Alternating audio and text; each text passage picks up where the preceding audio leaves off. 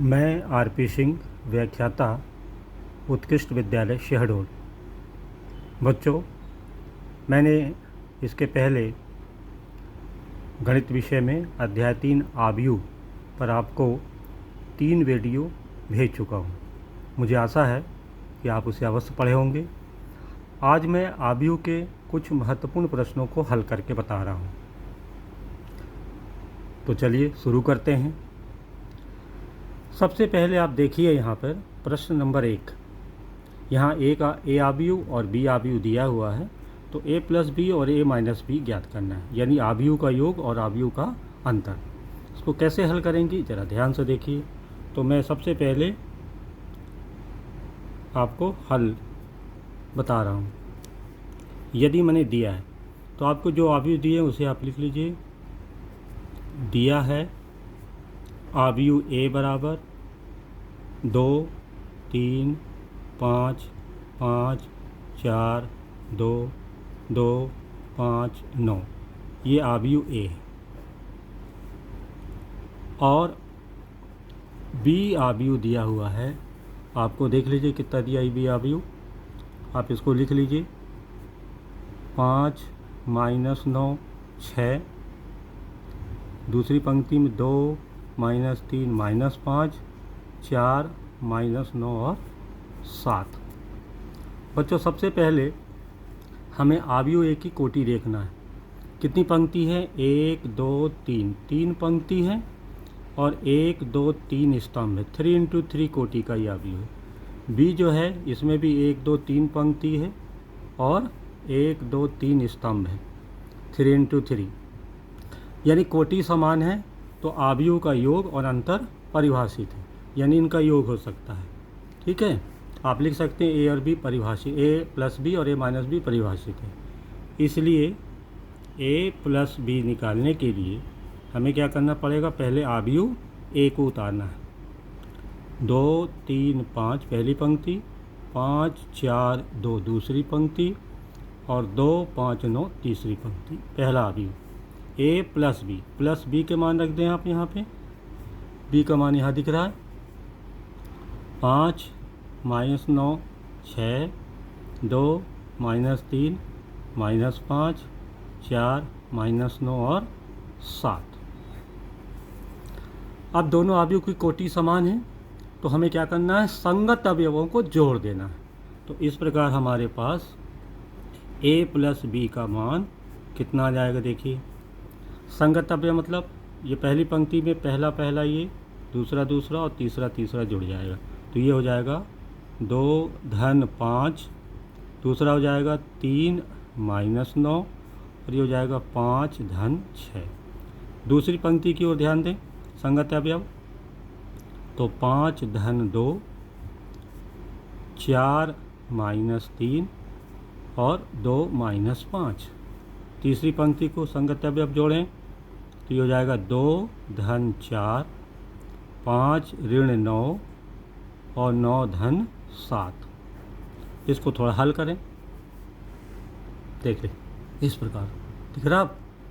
अब इसको हल करें तो ए प्लस बी बराबर, इसको जोड़ दें बेटा, 2 5 हो गया 7, इसका मान कितना आएगा? 3 - 9 हो जाएगा -6, 5 6 11, 5 2 7, 4 - 3 1, 2 - 5 -3, 2 4 6, 5 और -9 कितना आएगा? -6 और 9 7 16। इस प्रकार ए प्लस बी ये प्राप्त हो गया। ये आपका यहाँ पे आंसर हो गया। क्लियर? इसी प्रकार हमें ए माइनस बी ज्ञात करना है, तो यहाँ लिख लें तथा ए माइनस बी आव्यूह ए उतार लें आप।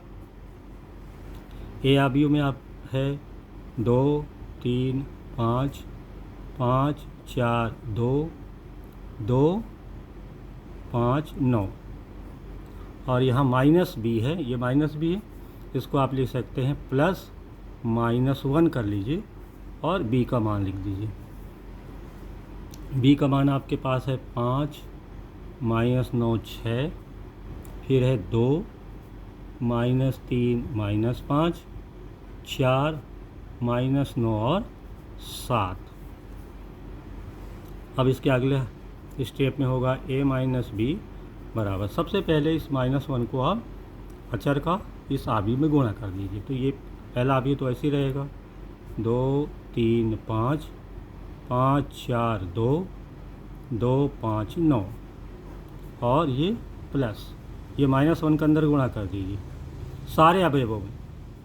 ये हो जाएगा -5 माइनस माइनस +9 -6, ये -2 minus minus +3 minus minus plus ये हो जाएगा 5, और ये -4, और ये माइनस माइनस +9, और ये -7।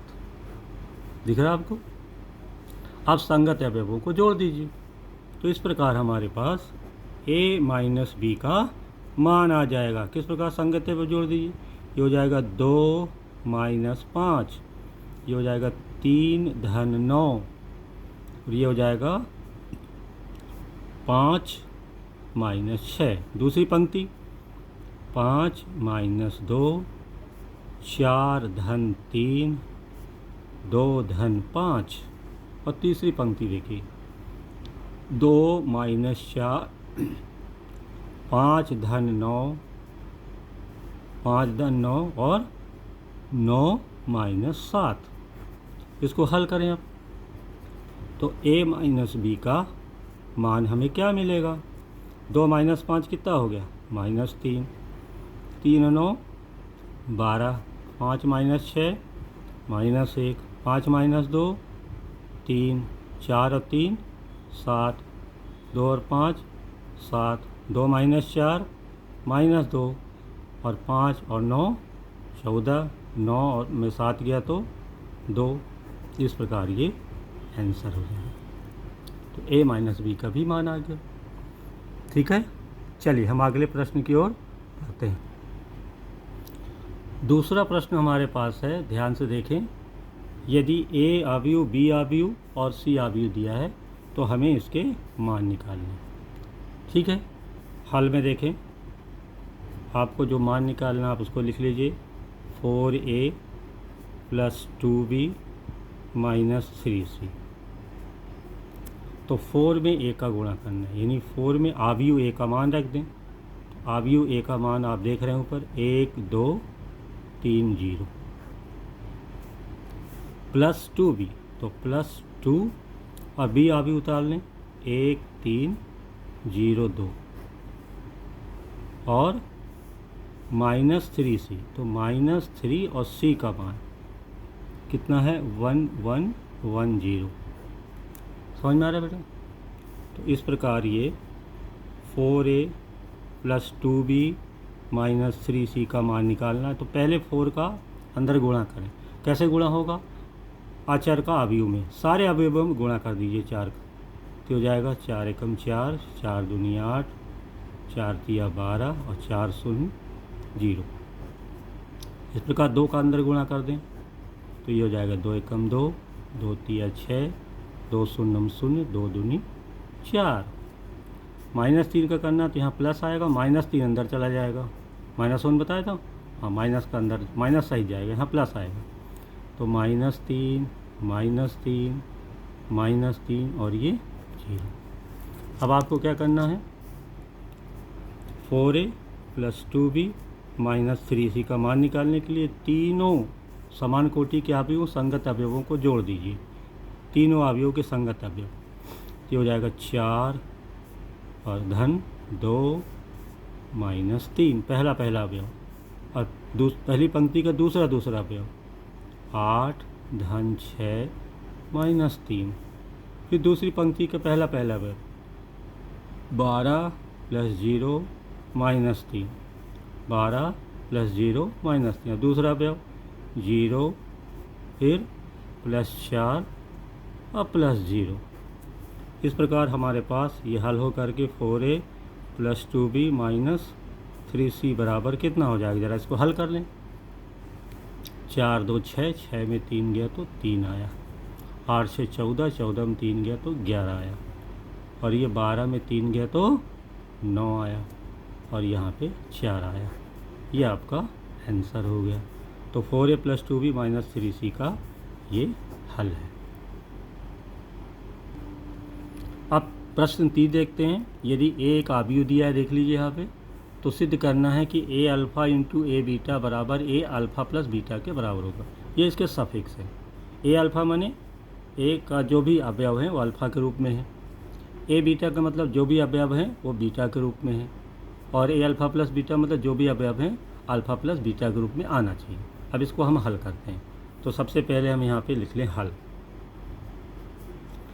a अल्फ़ा इंटू या इंटू लगा दीजिए a बीटा बराबर a अल्फ़ा का मान जो है वो अल्फ़ा सफिक्स दिया ही है अल्फ़ा, इसको a अल्फ़ा के रूप में लिख सकते हैं। तो ये हो जाएगा cos alpha sine alpha minus sine alpha और कॉस अल्फ़ा। अगला है a का बीटा के फॉर्म में, तो ये अल्फ़ा की जगह बीटा हो जाएगा, तो b की जगह बीटा लिख दीजिए। तो क्या हो जाएगा कॉस बीटा साइन बीटा, यहाँ हो जाएगा माइनस साइन बीटा और यहाँ पे कॉस बीटा।